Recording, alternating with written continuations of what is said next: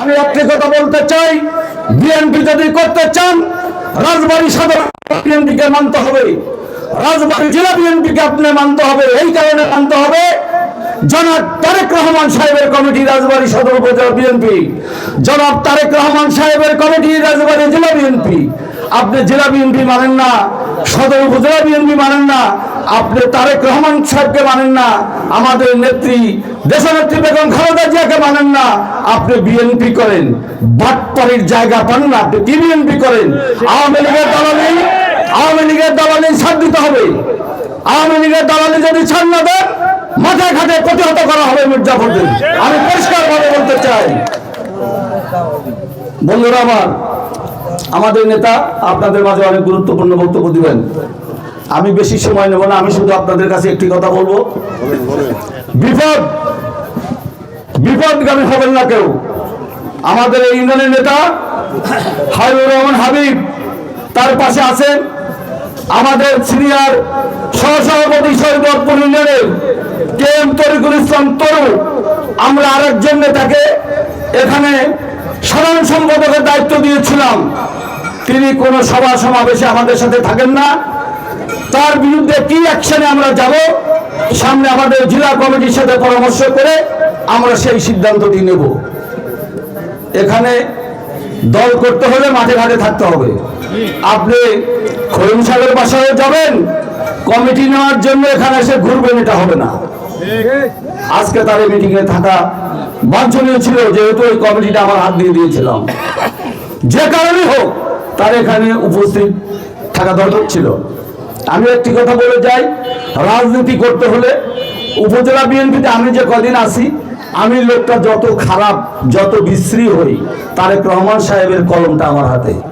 14 union আর আমার পাশে বসে আছেন আমাদের রাজবাড়ী সদর উপজেলা বিএনপির সদস্য সচিব, অত্যন্ত সাদা মনের মানুষ জনাব মুজিবুর রহমান শেখ আমাদের মাঝে আছেন।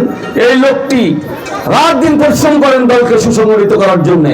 আমার সাথে সার্বক্ষণিক অনেক শ্রম দেন, গান ওনার অনেক ত্যাগ আছে এই দলের পিছনে। এখন বিএনপি করতে হলে এই উপজেলা বিএনপির মাধ্যমে করতে হবে, জেলা বিএনপির মাধ্যমে কিন্তু করতে হবে। তা না হলে আপনি ওই ভাওতা দিয়ে পার পাবেন না। ভাওতা দেওয়ার কোনো সুযোগ নাই। আপনি দল করবেন, অসুবিধা তো নাই। আপনি দল করেন, শৃঙ্খলা মেনে করেন, জেলা বিএনপির সাথে একাত্মতা ঘোষণা করেন, উপজেলা বিএনপির মাধ্যমে আছেন, আমরা তো আপনাকে নিষেধ করি না। আপনি আলাদা গ্রুপ করছেন, লোককে ভাগায় রাখতেছেন, মনে করছেন নৌকায় উঠবেন, লাভ নাই, লাভ নাই। আপনি নৌকা খুঁজতেছেন, নৌকার লোকজন বাসায় নিয়ে, যে নৌকার লোকজন আপনাকে ভোট দিয়ে এমপি বানাবে, বিএনপির লোক মারা যায় নাই।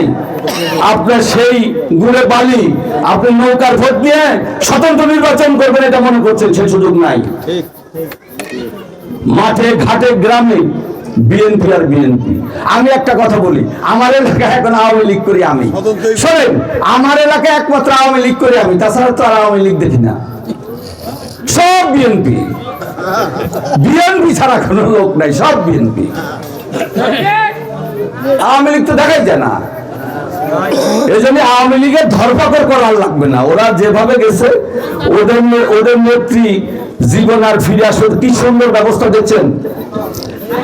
উনি যে ফাঁসিতে যাবেন, আমার মানে উনি নিজে জানতেন।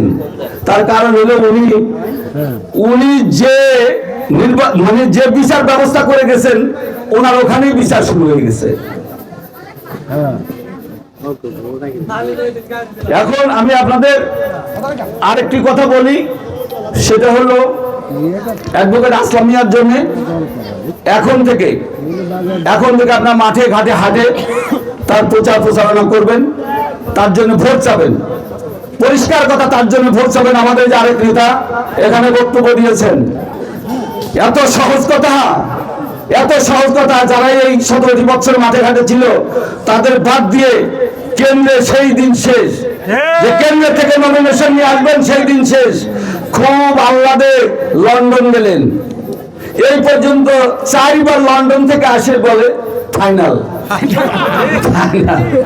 আবার কি জন্য যায় না, ওনার ফাইনাল এসে আবার কি, মানে বিশ্বাস নাই, আসে বলে ফাইনাল, আবার যায় লন্ডন।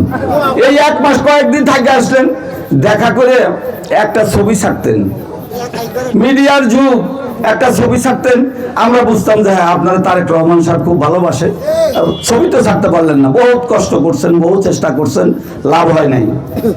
এখন আপনি স্বতন্ত্র নির্বাচনের জন্য পায়তারা করছেন। আমি বিএনপির বন্ধুদেরকে বলি, ভাইদেরকে বলি, আমি আপনাদের সবাইকে করজোড়ে মিনতি করি, আপনারা এই সমস্ত ভাওতায় কিন্তু কেউ করবেন না। তারেক রহমান সাহেবের কমিটি, উপজেলা বিএনপির আহ্বায়ক আমি, সদস্য সচিব মুজিবুর রহমান, আমাদের 14 ইউনিয়নের কমিটি আছে, সে সমস্ত কমিটির সাথে একাত্মতা ঘোষণা করে ঐক্যবদ্ধভাবে তাদের সাথে মিলে কাজ করবেন। যারা বিপদগামী হয়েছেন তাদেরকে একটু বুঝাবেন, বুঝার দলে ভিড়াবেন এবং দলকে শক্তিশালী করবেন, সুসংগঠিত করবেন। অনেকেই বলেন উনি ফোন ধরেন না, শত ব্যস্ততা, এটার দোষ না, শত ব্যস্ততা, ব্যস্ততার ভিতরে মানে এটা আমাদের কথা বলতে তো সমস্যা নেই, শত ব্যস্ততা। ওনার নিজের ইনকাম সাইড দেখা লাগে, রাজনীতির সাইড দেখা লাগে। ঢাকায় আবার কেন্দ্রীয় নেতা, কৃষক দলের কেন্দ্রীয় কমিটির সহসভাপতি, সারা দেশ একটা লোক, সারা দেশের থেকে একটা করে ফোন যদি তার ধরা লাগে তাহলে তো সময় তো তার নাই। এই জন্য এটা দোষের কিছু না, উনি সময় যখন পান ধরেন, না পারলে তো পরে ব্যাক করেন, পরে তো উনি ব্যাক করে কথা বলেন, তাই না? এখন উনি আপনাদের মাঝে থাকবেন আগামীতে। এইরকম আমরা বড় সভা করবো পরে, ছোট ছোট সভা।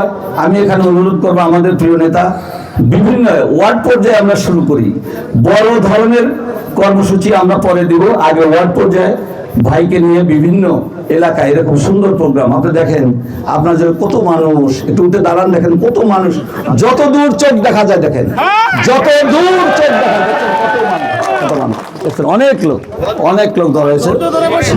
সবাই ধৈর্য ধরে, বসেন বসেন বসেন বসেন।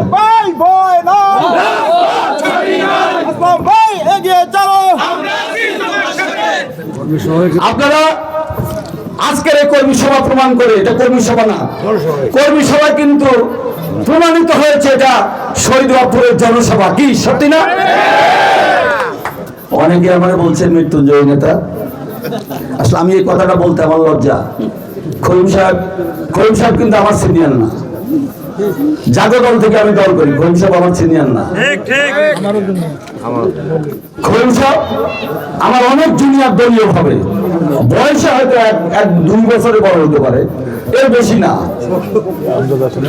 যে কাজটি উনি নিজের নির্দেশ দিয়ে সেদিনকার একটা জনসভার ভিতরে ঘটাইছেন, এটা ওনার প্রশাসন আচরণ।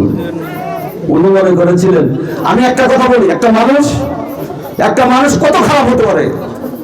উনি যদি এই ঘটনায় জড়িতই না থাকবেন, একটা বারের জন্য আজ পর্যন্ত একটা ফোন দিয়ে খোঁজ নেই। আমি ওনার দল করি নাই, আমি ওনার নির্বাচন করি নাই, করছে তো।